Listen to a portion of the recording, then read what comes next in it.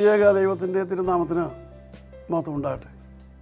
കർത്താൽ പ്രിയ സഹോദരങ്ങളെ, word to word ടെലിവിഷൻ്റെ ആഭിമുഖ്യത്തിൽ നടത്തപ്പെടുന്ന ബൈബിൾ ക്രൗൺ പ്രതിദിന പ്രശ്നോത്തരിയിലേക്ക് നിങ്ങളെല്ലാവരെയും കർത്തൃനാമത്തിൽ സ്വാഗതം ചെയ്യുന്നു.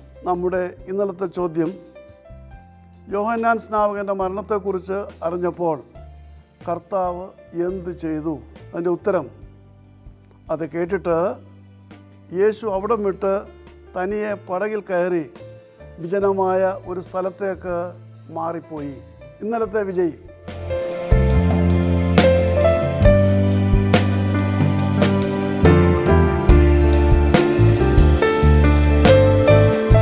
ഇന്നത്തെ ചോദ്യം, 10 കൊമ്പുള്ള മൃഗത്തെക്കുറിച്ച് പ്രതിപാദനമുള്ള എത്ര പ്രവചന പുസ്തകങ്ങൾ തിരുവചനത്തിലുണ്ട്? അവ ഏവ? ചോദ്യം ഞാൻ ആവർത്തിക്കുകയാണ്.